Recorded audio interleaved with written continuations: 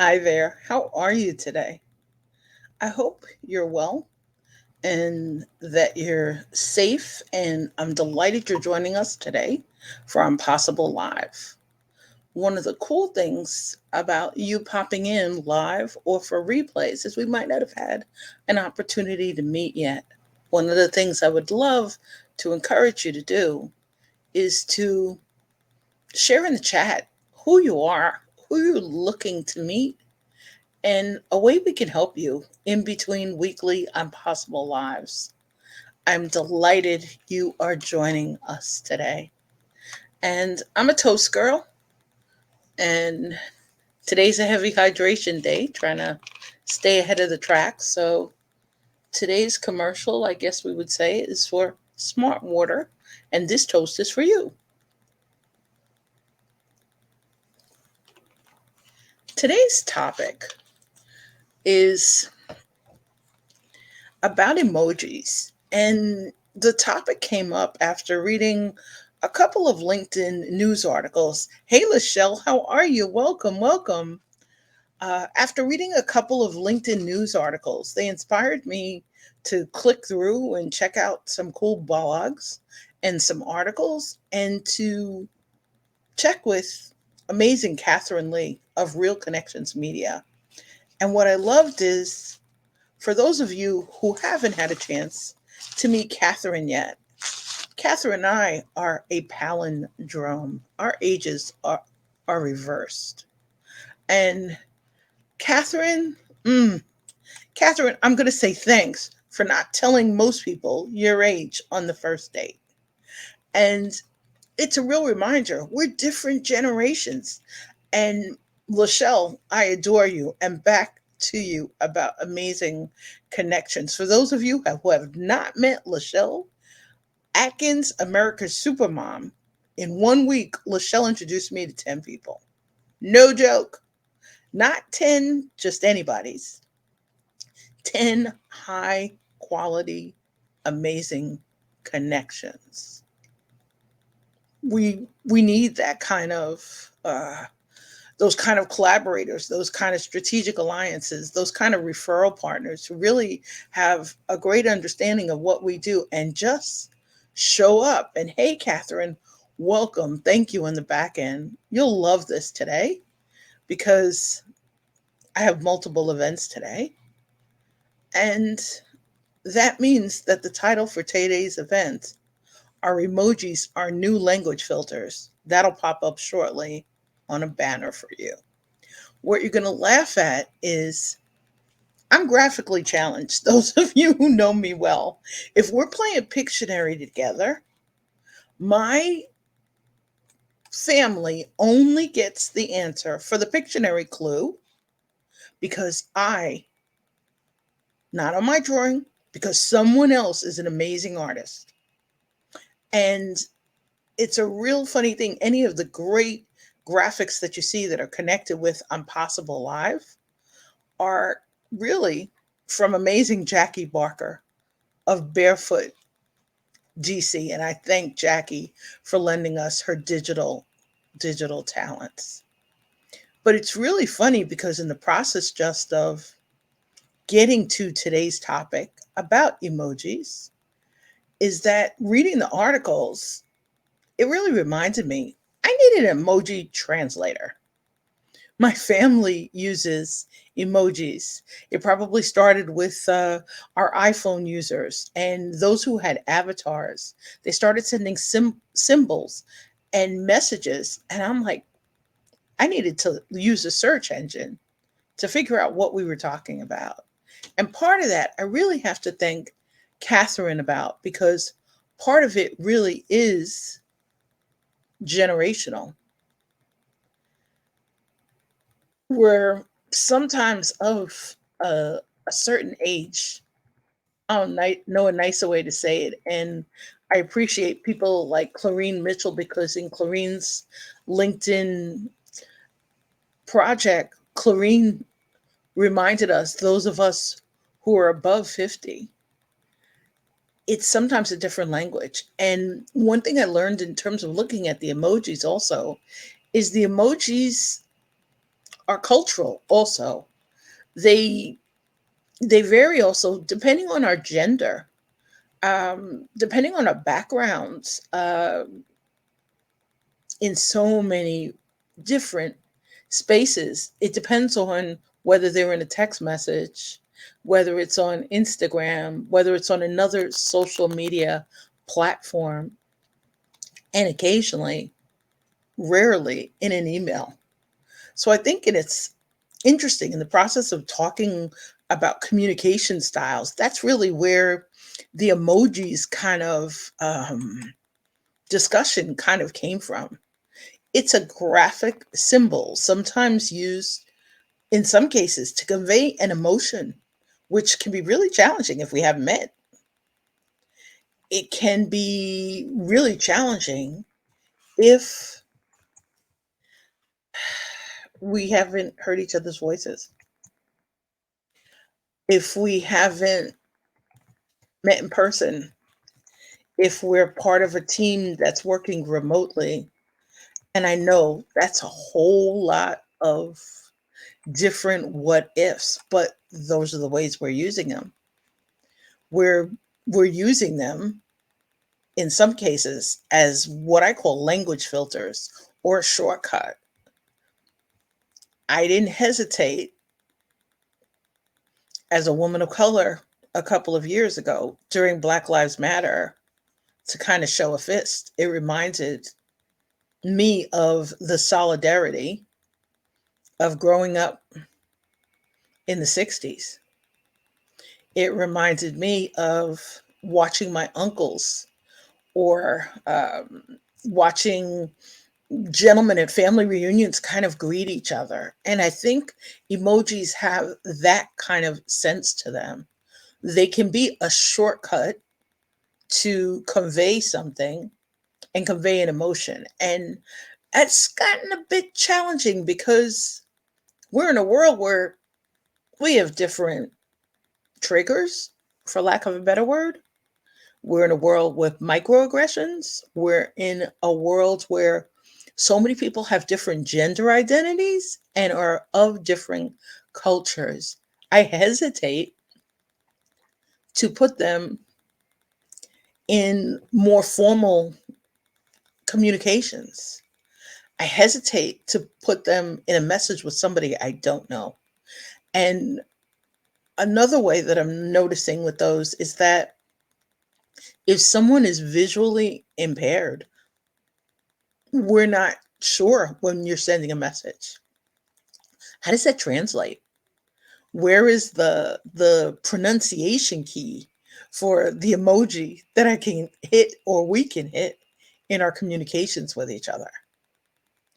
And another thing about it, I had an opportunity recently.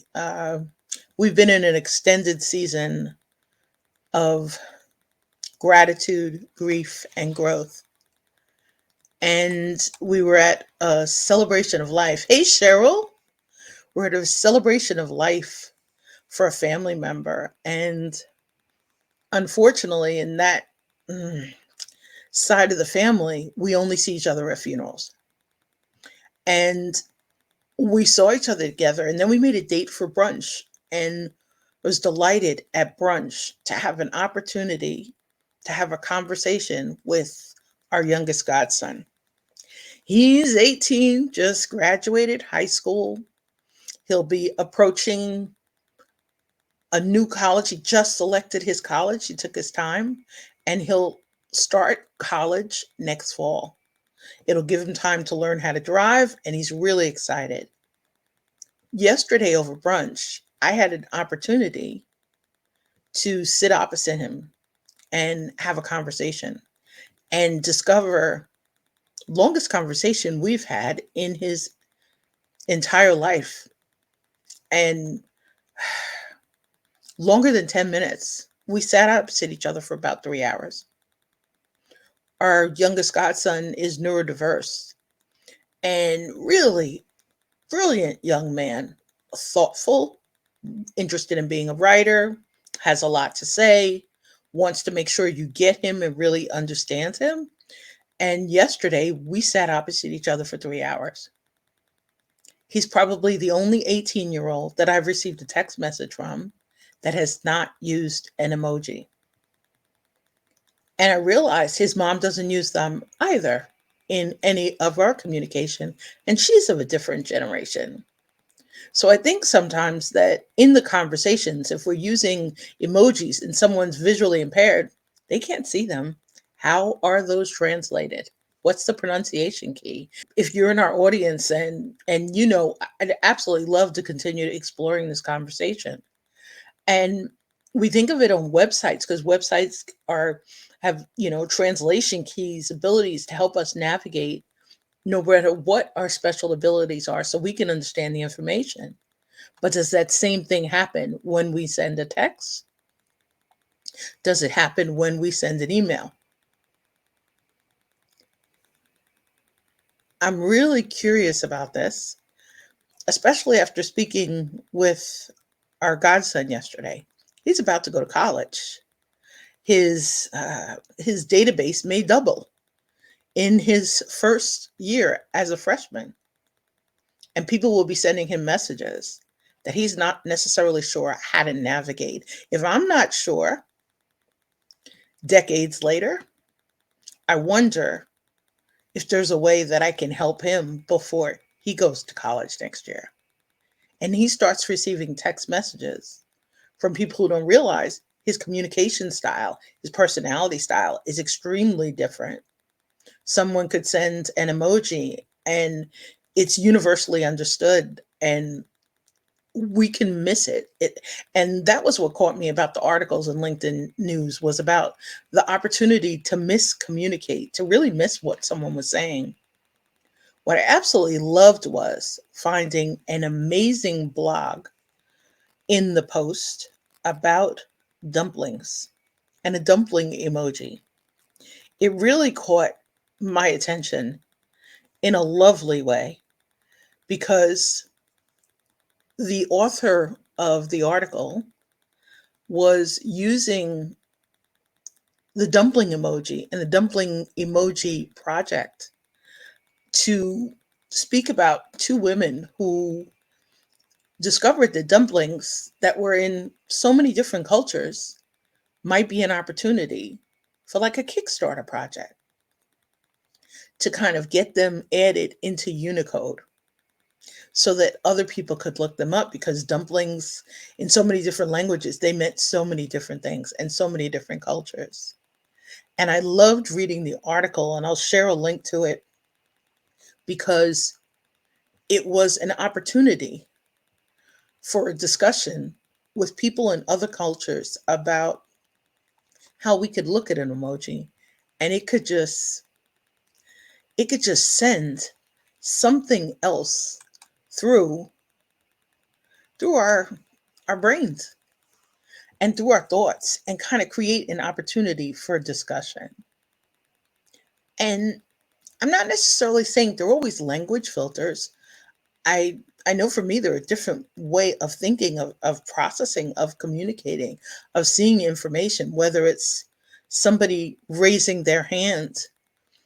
And we think of it even on Zoom. How many times does somebody suggest raising your hand? And it may look like someone's waving or somebody's clapping or just a symbol. I don't use emojis as much as many in informal communications. Part of the reason why is I'm unable to change the skin tone on most emojis. I finally found an avatar on Facebook that kind of looked like me. And for those who we haven't met, there's a video of me with blue hair. And I had a blue hair emoji on Facebook until Facebook Meta decided to kind of run us through a filter and make us look younger. And I was like, it was missing the wrinkles. It was it was missing some of the character features. And I think that's the thing too. If we use emojis as a way to convey how we feel without being able to show how we think or how we're approaching showing emotions, to somebody who's just returning to the office, who's seen your emojis but had never really heard your voice or had a conversation with you around the water cooler other than in a breakout room on Zoom, or somebody who's meeting you for the first time after receiving communications from you. I found it interesting because in some of the articles, they talked about different meetings about how the thumbs up sign can seem to be passive aggressive to some. It's a little pushy, that it's not necessarily the agreement. And I love Fred Diamond in our thread shared a green heart. I love using the hearts, and except for the broken heart emoji. Um, and I use it as an opportunity to look up what the green heart meant. I've used all of the rainbow hearts as a member of the LGBTQIA+ community, and do it often. There's a wonderful woman on Clubhouse in Elephant Strategy Club. Summer says good morning, and Summer inspires me to send every color heart that there is, because she's just that warm, gracious kind of woman. But I think as you're sharing emojis, let me know which ones kind of hit you, which ones get you. There are no shortcuts to us showing up clearly and sharing how we feel with kindness and respect and courtesy in a text message. The first time somebody used a shortcut of languages, letters, I looked it up. And I think the thing is, if we're in a world where we're really trying to communicate with ease, with grace, some of us need an emoji translator, just like we need a translator for different languages, for shortcuts, for acronyms. And I think sometimes the need to just take a little bit more time to kind of think of who's on the other end. I appreciated it I was introduced to somebody recently, and the person thought I was half my age. Thank you for the wonderful compliment. At the same time, I realized when we were on a call, we really spoke very different languages. It's another reason why I am so grateful to Catherine for helping me realize, hey, we were just talking about how to communicate. We were talking about this on Instagram. I don't use a lot of emojis on Instagram. I'm now finally using more.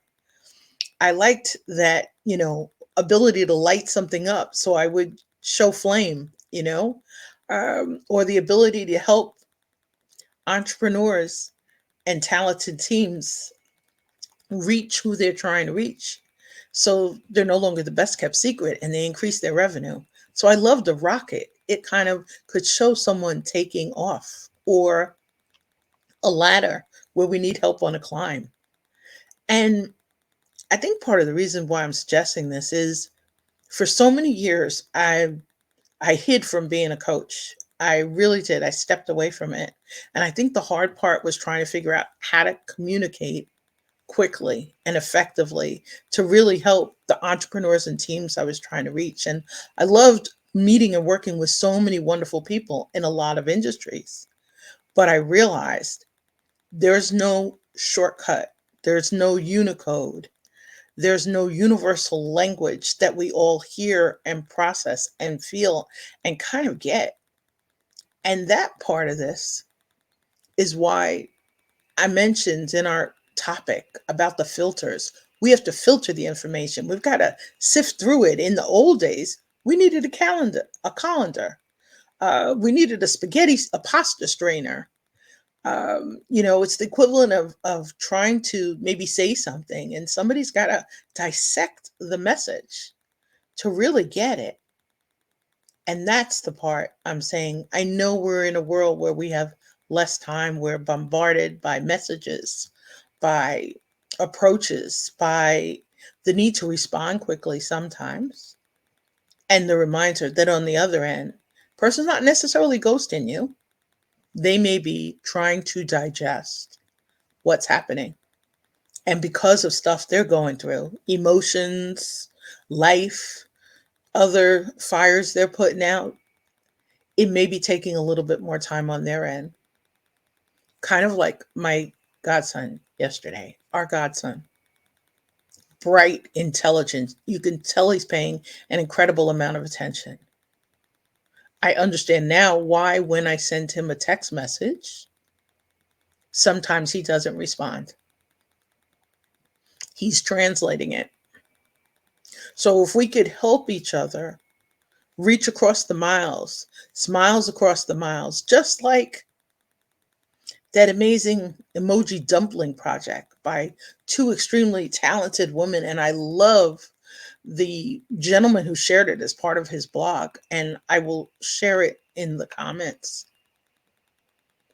It's hard to slow down when the world and life are kind of encouraging us to kind of speed up. But if we could, other than asking Catherine what her age is, so you figure out mine at the moment, maybe there's a way that, just like Catherine and I started a conversation about, in this culture, this means this. To this gender identity, this means that. And sometimes I think of it on Clubhouse because it's easier to use an emoji to show which country you're from. And Catherine's saying it straight up. Sometimes we need to take time to digest and then to word our replies and to allow for it. Person's not always ghosting you. Person is not always checking out. Person may seriously be thinking about how to process or what research is needed for the answer.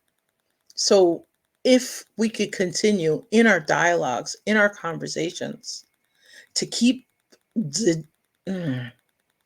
helping each other process, digest, decompress a little bit. I now sometimes use the emojis and I use the word before or after it.